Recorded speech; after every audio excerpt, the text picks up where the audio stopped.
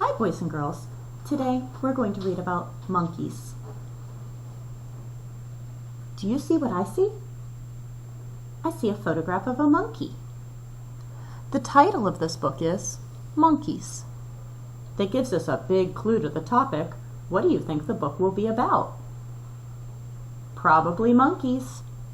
This book was written by Kate Riggs. She's the author. There was no illustrator because this book doesn't have any pictures that were drawn. This book is full of photographs. It's a nonfiction book. It has photographs and teaches us about the topic. Here's another way that we know it's nonfiction. It has a table of contents. The table of contents shows us some of the key details that we will learn about the topic. It says, Hello Monkeys on page 5, Tree Climbers on page 6. So what key detail will we learn about monkeys on page 6? Something about climbing trees. Hello monkeys. Monkeys are animals that are good at climbing. Most monkeys live in trees. Look at this photograph. Did they show us a photograph of a monkey eating a banana? No. How about a monkey and his baby? No. They showed us a picture or a photograph of monkeys in trees. Why do you think they did that? Because the photograph has to go with the text, the words that are written on the page. And the text says, monkeys are animals that are good at climbing. Most monkeys live in trees. Well, that's why they showed us a photograph of monkeys in trees. The key details that we learned on this page are that monkeys live where? In trees. And monkeys are good at what? Climbing. So we got 2 key details on this page. Monkeys have long arms and legs. They have long tails too. Do you see how this photograph gives us a great image of the long tails that monkeys have? And it shows us some of the things that they can do with them. Look at this baby monkey. He looks like he's holding on to his mom with his tail. He's holding on with his arms and legs too.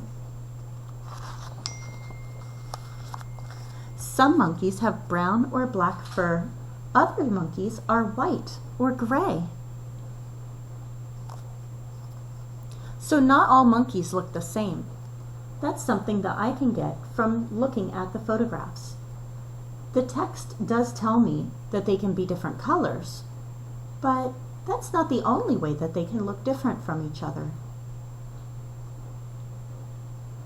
These monkeys have totally different faces than this monkey.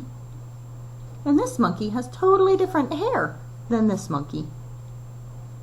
So now I know that monkeys can look different from each other. They don't all look the same. They can have different color fur and they can have different color faces. I can get that information from reading the text, the words, or from carefully examining the photographs. Monkeys eat plants or fruit. Some monkeys eat bugs or birds. A young monkey is called a baby. A baby monkey lives with other monkeys in a troop. Oh, wow. So a whole group of monkeys is called a troop. And young monkeys, they're not called cubs like bears. They're not called pups like puppies. Or they're not called kittens like baby cats. They're called babies. And the baby monkey lives with all the other monkeys in a group called a troop.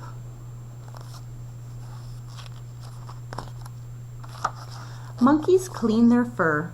Then they look for food. Monkeys like to climb and play too. So this photograph shows us how monkeys clean their fur. They don't use hairbrushes. How do monkeys clean their fur? They help each other, don't they? What are some of the things that monkeys like to do? They like to climb. They like to play. They look for food.